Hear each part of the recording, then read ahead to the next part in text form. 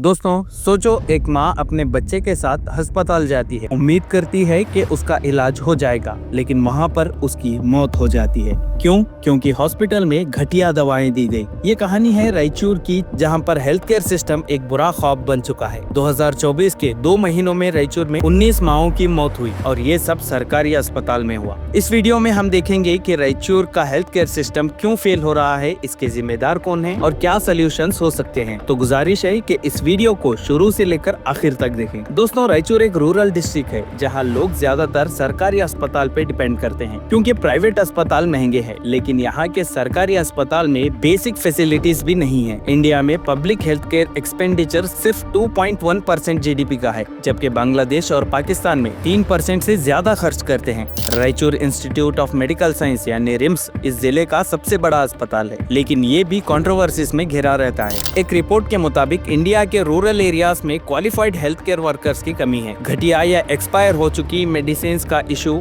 और corruption, fake अस्पताल और रिश्वतखोरी के एलिगेशंस भी लगते हैं। ये हॉस्पिटल्स गरीब लोगों का आखिरी सहारा होते हैं, लेकिन यहाँ इलाज के बजाय मौत मिल रही है। आखिर क्यों? 2024 में रायचूर में 19 लैक्टिंग मदर्स की मौत हुई, जिसमें 8 रिम्स अस्पताल में थी। ये मौतें सबस्टैंडर्ड 4 ग्लूकोज BBP कंपनी की वजह से हुई। हेल्थ डिपार्टमेंट ने कहा कि डिलेड ट्रीटमेंट और एक्सेस ब्लीडिंग और मेडिकल नेग्लिजेंसी की वजह से थी। एक और वाकया ये कि एक एक्स पोस्ट के मुताबिक एक माँ की डिलीवरी के वक्त मौत हुई क्योंकि इमरजेंसी केयर नहीं मिला, और ये मामला रूरल हेल्थ केयर के कोलैप्स को दिखाता है। एक और वाकया जहां हट्टी रायचूर में एक नकली अस्पताल चला। इल्जाम लगाया गया कि 20 लाख रिश्वत देकर ये अस्पताल को बनाया गया है, इस अस्पताल को चलाया गया। कंप्लेंट के बावजूद कोई एक्शन अब तक नहीं हुआ। दोस्तों, ये जो इंसिडेंट्स है कोई अकेले वाकयात नहीं है, बल्कि एक बड़े सिस्टमेटिक नाकामयाबी का हिस्सा है। लेकिन सवाल यहाँ पर यह है कि इसका जिम्मेदार कौन है, पब्लिक, पॉलिटिशियंस या एडमिनिस्ट्रेशन? अगर बात करें पब्लिक की, तो पब्लिक का रोल लिमिटेड है, क्योंकि वो सिस्टम पे डिपेंड करते हैं, लेकिन अवेयरनेस की कमी भी एक बड़ा इशू है। लोग अपने हेल्थ केयर राइट्स नहीं जानते। एग्जाम्पल के तौर पे नीलामंगला में पेरेंट्स ने नोटिस किया कि पैरासिटामोल सिरप के लेबल्स ब्लैकआउट थे, लेकिन ज्यादा लोगों ने इस पे एक्शन नहीं लिया। तो ये दिखाता है कि पब्लिक को अपने राइट्स के लिए आवाज उठानी होगी, लेकिन असली जिम्मेदारी सिस्टम की है। कर्नाटका के कांग्रेस लेड गवर्नमेंट पर सवाल उठ रहे हैं, क्योंकि पॉपुलिस्ट स्कीम्स के चक्कर में हेल्थ केयर बजट कट हुआ है। नेशनल हेल्थ पॉलिसी 2017 से 2025 तक 2.5% जीडीपी हेल्थ केयर पे खर्च करने का टारगेट रखा, लेकिन अभी भी 1.4% ही है। पॉलिटिशियंस वोट के लिए फ्रीबीज देते हैं, लेकिन हेल्थ केयर को प्रायोरिटी नहीं देते, यानी उसको अव्वल नहीं रखते। इसके अलावा एडमिनिस्ट्रेशन की बात करें तो हेल्थ डिपार्टमेंट में मिसमैनेजमेंट और करप्शन सबसे बड़ा इशू है। लोकायुक्ता रेड ने सबस्टैंडर्ड सप्लाईज का पता लगाया, लेकिन कोई बड़ा एक्शन नहीं हुआ। रायचूर जैसे रूरल एरिया क्वालिफाइड डॉक्टर्स और नर्सेस के लिए स्ट्रगल करते हैं, क्योंकि अर्बन एरियाज में ज्यादा मौके हैं। एडमिनिस्ट्रेशन के पास रिसोर्सेस हैं, लेकिन करप्शन और इनएफिशिएंसी की वजह से ये पब्लिक तक नहीं पहुंचती। ये बात भी है कि पब्लिक हॉस्पिटल्स को सिर्फ इंटरनल इश्यूज के लिए ब्लेम नहीं कर सकते।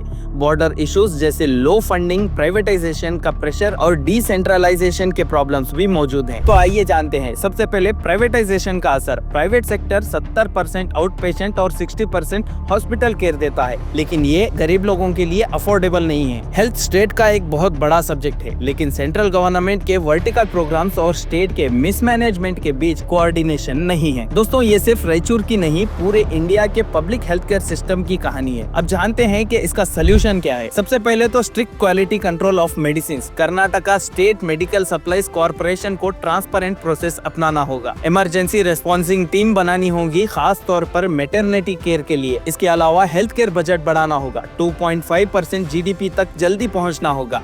क्वालिफाइड डॉक्टर्स और नर्सेस को रूरल एरियाज में इंसेंटिव्स देना होगा। करप्शन को खत्म करने के लिए लोकायुक्ता जैसी एजेंसीज को और पावर देनी होगी। इसी के साथ आवाम को चाहिए कि वो अपने राइट्स के लिए आवाज उठाएं, जैसे RTI या प्रोटेस्ट के जरिए। अगर हम अब नहीं जागे तो ये वाकयात बार बार होते रहेंगे। एक बेहतर हेल्थ केयर सिस्टम के लिए हम सबको मिलकर आवाज उठानी होगी और लड़ना होगा। रायचूर के हेल्थ केयर क्राइसिस में सबस्टैंडर्ड मेडिसिन, मेडिकल नेग्लिजेंसी और करप्शन के केसेस साफ दिखाते हैं कि सिस्टम फेल हो रहा है। पब्लिक, पॉलिटिशियंस और एडमिनिस्ट्रेशन सबकी जिम्मेदारी है, लेकिन असली चेंज तब आएगा जब हम सिस्टमेटिक इश्यूज को एड्रेस करेंगे। अपने लोकल हॉस्पिटल्स की कंडीशन चेक करना चाहिए, आरटीआई डालकर इंफॉर्मेशन मांगिए और अपने लीडर्स से हेल्थ केयर के लिए जवाब मांगिए। उम्मीद करते हैं कि ये रिपोर्ट आपको पसंद आई होगी। इस वीडियो को अपने दोस्त और अहबाब में जरूर से शेयर करिए और ऐसे ही वीडियोस फ्यूचर में देखना चाहते हैं तो इस चैनल को सब्सक्राइब करिए, नोटिफिकेशन बेल को ऑन करिए। आने वाली वीडियोस की अपडेट्स आपको जल्द से जल्द मिलेंगी। दोस्तों, इस वीडियो को एंड करने से पहले आखिरी सलाह ये